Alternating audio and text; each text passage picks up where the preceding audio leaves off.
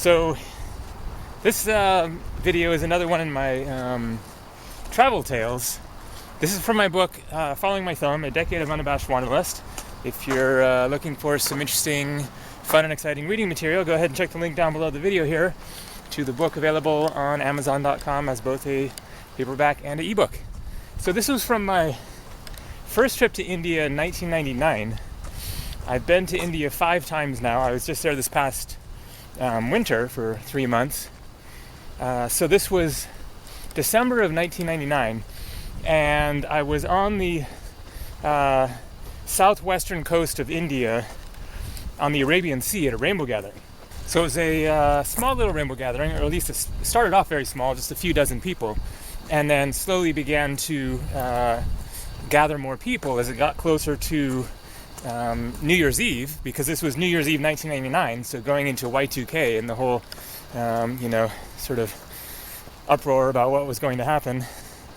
And word had spread throughout other travelers that there was this gathering happening, and so more and more people were showing up on this little tiny beach, and it was starting to get a little bit overcrowded. And I'd met these 2 Israeli guys, Yossi and Nadav, really cool guys, and we were hanging out talking at one point, and they proposed that we take off and go do our own thing for New Year's Eve and get away from this gathering crowd. And so I agreed to join them. We took off from this rainbow gathering. I think this would have been December 30th, so 2 days before, or the day before New Year's Eve.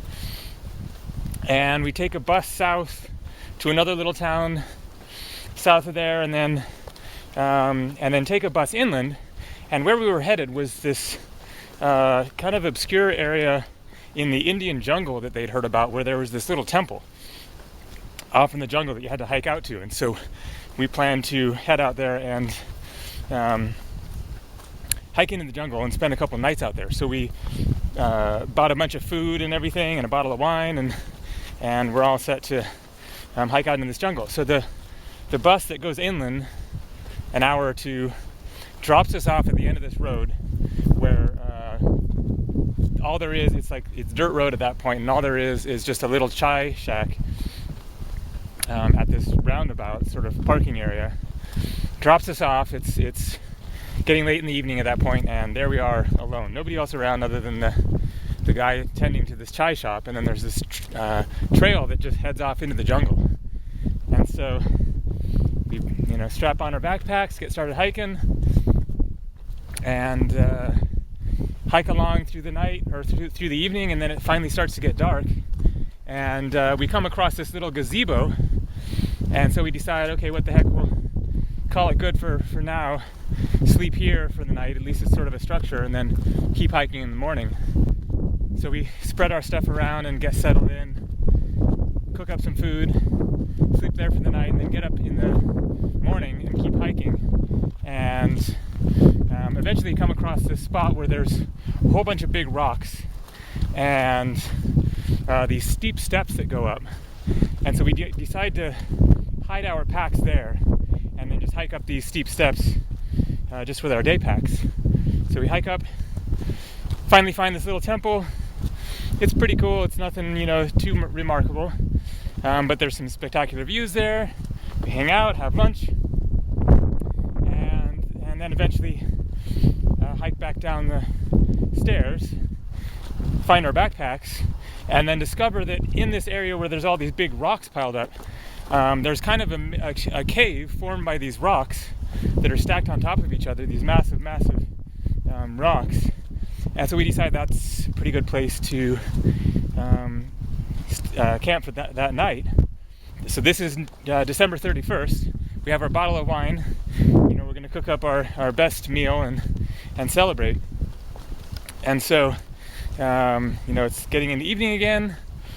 We lay out our camping pads and our sleeping bags under this rock with a big kind of open space at one end, and we start a campfire going to start cooking up our food. We have various vegetables and ingredients to make chapati and tahini and I forget what else, and then we have a bottle of wine. So we start cooking away, It takes a while. We eventually start sipping away on the wine. It gets dark.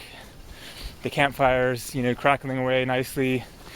And we're a good 2/3 the way through the bottle of wine, just passing it around between the three of us, just bullshitting and stuff.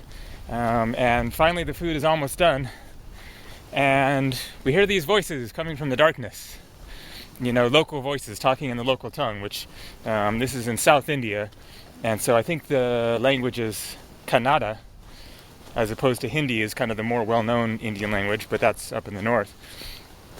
And so these two men wander into our camp and start trying to talk to us in the local language. And we don't speak a word of it. But somehow one of the guys, I think it was Yossi, knew the word.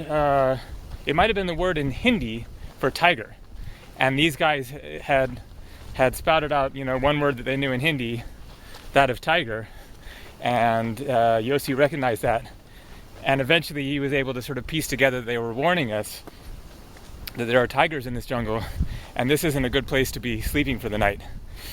And so finally we sort of make it clear that we got their message, and they wander off into the darkness back to wherever they lived, which was along, we'd hiked, from a good chunk of a day to get to that point. So but they must have been local villagers.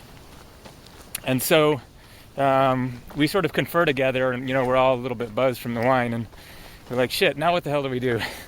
And Nadav sort of gets up and goes and takes a look around outside the rocks there, and then comes back into the cave and says, hey, you guys, we can take all of our stuff, put it up on top of the rock, and at least then we'll be off the ground, and it's a little better than just sleeping right here.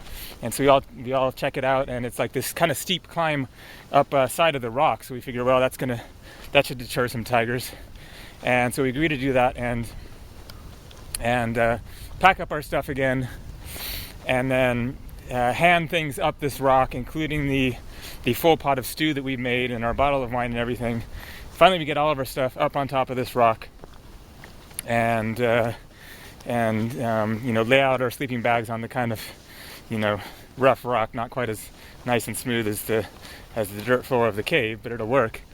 And so the cool thing is, now here we are staring up at the night sky, watching the stars, and we finish off the bottle of wine, and at some point then one of the guys looks at his watch and says, guess what, you guys? It's midnight, it's 2000, and we all sort of go, yay.